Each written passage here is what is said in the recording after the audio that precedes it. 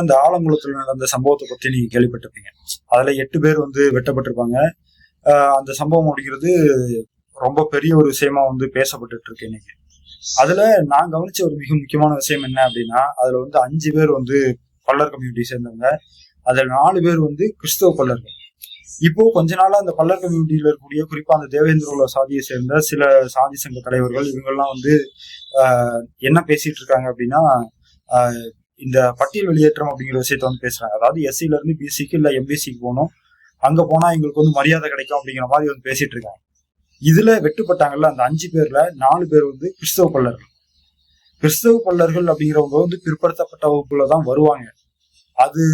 அதுதான் விஷயமும் கூட. அப்ப கிறிஸ்தவ பல்லர்கள் அங்க வெட்டுப்படுறாங்க. அதாவது பிற்படுத்தப்பட்ட வகுப்பை சேர்ந்த பல்லர்கள் வெட்டுப்படுறாங்க. அவங்க மேல ஒரு அன்டச்சபிலிட்டி அப்படிங்கிறது நடக்குது அப்படின்னா, அப்ப இது என்ன விஷயம்? அதாவது இந்த இந்த வகுப்புல இருந்து அந்த வகுப்புக்கு போனா நல்லா நடத்திடுவாங்க அப்படின்னு சொல்லி இந்த போக்கு இருக்குல்ல, இது தவறான ஒரு விஷயம் அப்படிங்கிறது தான் இந்த ஒரு சம்பவத்தின் மூலியமா நீங்க பார்க்க வேண்டியது. ஏன் இதை தவறு அப்படின்னு சொல்லி சொல்றேன் அப்படின்னா, பிராமணிக்கல் ஐடியாலஜி அப்படிங்கிறது இருக்குல்ல, அது எல்லா இடத்துலயுமே இருக்குது அப்படிங்கறதான் உண்மை. அப்போ இந்த ஒரு விஷயத்த உடைக்கணும், இந்த ஜாதி அப்படிங்கிற விஷயத்த இந்த இழிவை அழிக்கணும் அப்படின்னா அதுக்கு என்ன செய்யணும்? பார்ப்பனியத்தை விட்டே வெளியே போகணும். பட்டியலை விட்டு வெளியில போறது அப்படிங்கிறது கிடையாது. பிராமணிக்கல் ஐடியாலஜி அப்படிங்கிற இந்த மரபை அதுவும் எப்படி இருக்கிற எல்லா கம்யூனிட்டிலையுமே அந்த பிராமணிக்கல் ஐடியாலஜி அப்படிங்கிற அந்த மரபு அப்படிங்கிறது இருக்குது. அது தலித் கம்யூனிட்டிலையும் உண்டு அப்படிங்கிறதான் உண்மை. அந்த மரபு அங்க கம்மியா இருக்கு அப்படிங்கிறதால அதை ஈஸியா அந்த பிடிங்கறிய முடியறதுக்கு ஒரு வாய்ப்பு இருக்கு. ஸோ அப்படி இருக்கும்போது இருக்கிற எல்லா தாழ்த்தப்பட்ட பிற்படுத்தப்பட்ட மக்கள் ஏன் பார்ப்பனர்களையே பிராமணிக்கல் ஐடியாலஜியை தூக்கி எறிய வைக்கிற அளவுக்கு பேசணும், செயல்படணும், சண்டை போடணும், எதிர்த்து நின்று பேசணும். அப்படிதான் இதை நம்ம யோசிக்க முடியும்.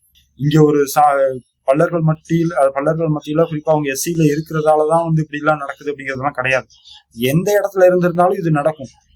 இன்னும் சொல்ல போனா சில இடங்கள்ல நீங்க தலித் அல்லாத மக்களுக்கே இந்த மாதிரியான சிக்கல் அப்படிங்கிறது இருக்குது. அது அவங்களுக்கு மேல இருக்கக்கூடிய அப்பர் கேஸ்ட் அப்படிங்கிற பிஹேவியர்ல வர்றதால, அதனாலதான் ஆணவ படுகொலை அப்படிங்கிறது அங்கேயும் நடக்குது. அதுவும் குறிப்பா மேல உள்ள சாதியை சேர்ந்தவங்க அவங்களுக்கு கீழே இருக்கக்கூடிய இடைநிலை சாதியில இருக்கக்கூடிய மக்கள் அடிக்கிறாங்க அப்படிங்கிற மாதிரிலாம் நம்ம பார்க்க வேண்டியது இருக்குது. நிறைய இடங்கள்ல அப்படிப்பட்ட சம்பவங்களும் இருக்கு. அப்போ அப்படி இருக்கும்போது பிசிக்கோ எம்பிசிக்கோ போனாலும் இந்த பிரச்சனை அப்படிங்கிறது தொடரும். ஆனா எங்க போனா தொடராது அப்படின்னா, பார்ப்பனியத்தை விட்டு வெளியில போனா தொடராது. அதுவும் குறிப்பா எல்லா மக்களையும். இப்போ இதெல்லாம் சாத்தியமா அப்படின்னு சொல்லி கேட்டா இது கண்டிப்பா சாத்தியமாகும். எப்ப சாத்தியமாகும் அப்படின்னா, உழைக்கிற மக்களா வெகுசன மக்களா ஒன்று தள்ளும் போது சாத்தியமாகும்.